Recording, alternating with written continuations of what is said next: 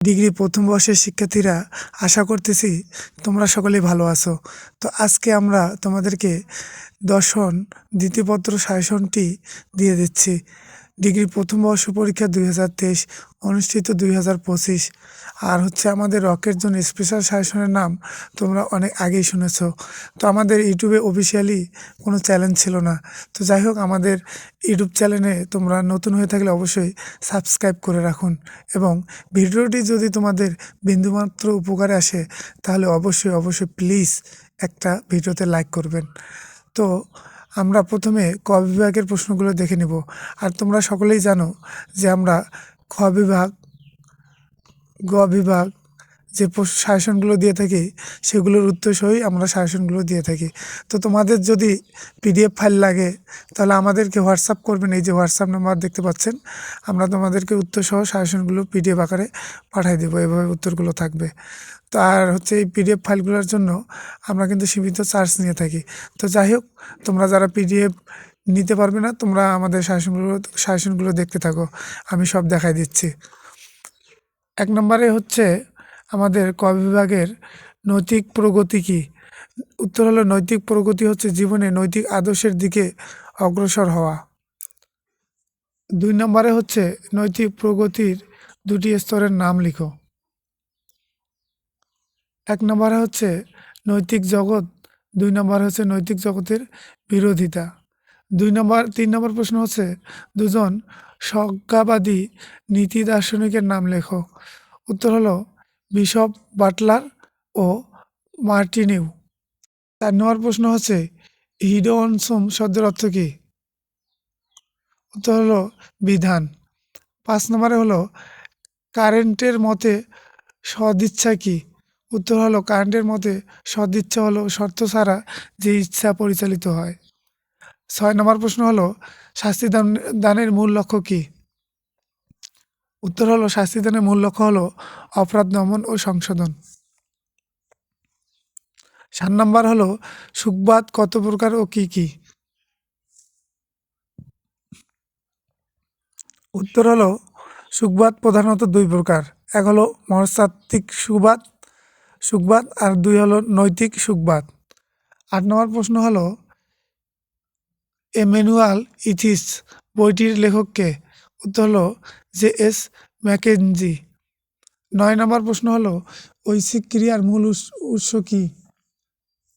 উত্তর হলো অভাবজনিত দুঃখ বা অস্তিত্ববোধই ঐচ্ছিক ক্রিয়ার মূল উৎস।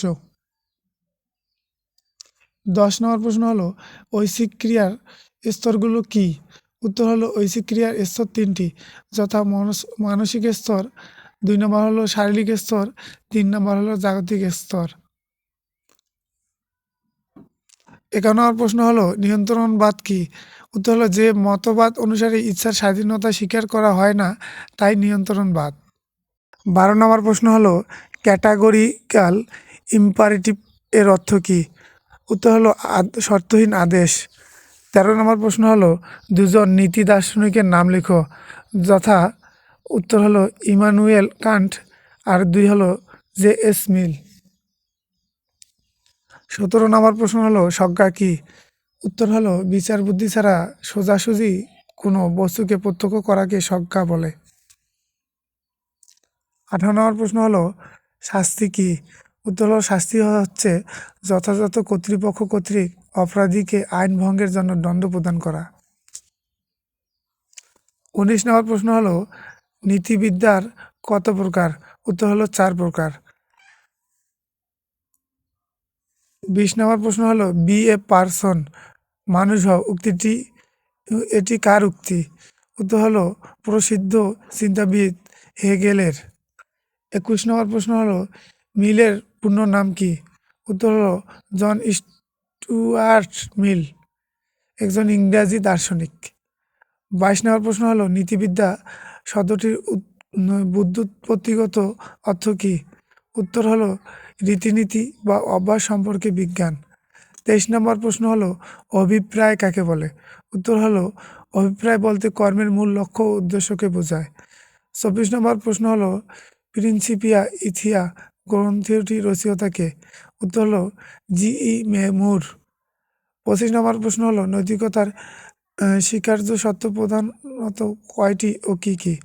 উত্তর হলো প্রধানত 3টি, যথা ইচ্ছার স্বাধীনতা, আত্মার অমরত্ব, ঈশ্বরের অস্তিত্ব। 26 নম্বর প্রশ্ন হলো ঐচ্ছিক ক্রিয়ার স্তরগুলো কী কী? উত্তর হলো অভাববোধ। 27 নম্বর প্রশ্ন হলো ইচ্ছার নিরপেক্ষ ক্রিয়া কাকে বলে? উত্তর যেসব ক্রিয়া মানুষের ইচ্ছা ও বিচার বিবেচনা ছাড়াই সংঘটিত হয় সেগুলোকে ইচ্ছা নিরপেক্ষ ক্রিয়া বলে। 28 নম্বর প্রশ্ন হলো ইচ্ছার স্বাধীনতা বিষয়ক মতবাদ কয়টি? উত্তর হলো ইচ্ছার স্বাধীনতা বিষয়ক মতবাদ হচ্ছে 4টি: আকৃষ্টবাদ, নিয়ন্ত্রণবাদ, আত্মনিয়ন্ত্রণবাদ ও আত্মনিয়ন্ত্রণবাদ। 29 নম্বর প্রশ্ন হলো নৈতিক বিচারের কর্তাকে? উত্তর হলো নৈতিক বিচারের কর্তা বা ব্যক্তি নিজেই বা বিবেক।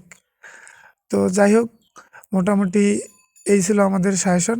আর আমি পড়তেছি না, তোমাদেরকে দেখাই দিচ্ছি, তোমরা স্ক্রিনশট দিয়ে নাও। 30 থেকে 33 পর্যন্ত একটা স্ক্রিনশট দাও। এবার 34 থেকে 36 পর্যন্ত একটা স্ক্রিনশট দাও।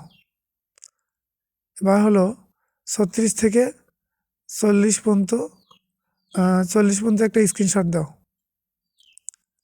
এবার 41 থেকে 45 পর্যন্ত একটা স্ক্রিনশট দাও। 46 থেকে 49 পর্যন্ত একটা স্ক্রিনশট দাও। 50 পর্যন্ত, এখানে টাইপিং ভুল হয়েছে। তো এই ছিল মোটামুটি আমাদের ক বিভাগ। এবং খ বিভাগের সাজেশনগুলো এখন দিচ্ছি না, কারণ হচ্ছে ভিডিও অনেক বড় হয়ে গেছে। আর এটার জন্য আমি কালকে একটা ভিডিও আপলোড দিয়ে দেবো আমার চ্যানেলে খ বিভাগ গ বিভাগের, তোমরা ওই ভিডিওটা দেখে নিও।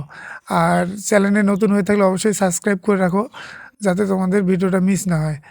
আর হচ্ছে যারা আমাদের এই পিডিএফ ফাইলগুলো নিতে চাচ্ছে উত্তর সহ এভাবে সাজানো থাকবে, তোমরা হচ্ছে আমাদের হোয়াটসঅ্যাপ নাম্বারটাতে একটা মেসেজ দাও, আমি তোমাদেরকে এই ফাইলগুলোই আমি তোমাদেরকে পিডিএফ দিয়ে দেব। আর এটার জন্য আমরা কিন্তু সীমিত চার্জ নিয়ে থাকি, আর সেটা আমরা ভিডিওর মাধ্যমে বলে দিলাম। তো এতক্ষণে সকলে ভালো থাকো, সুস্থ থাকো, ধন্যবাদ। আমাদের চ্যানেলে প্রথমবারের মতো হয়ে থাকলে অবশ্যই সাবস্ক্রাইব করুন এবং পাশে থাকা বেল আইকন বাটনটিতে অল নোটিফিকেশন অন করে রাখুন, যাতে কোনো সাজেশন মিস না হয়।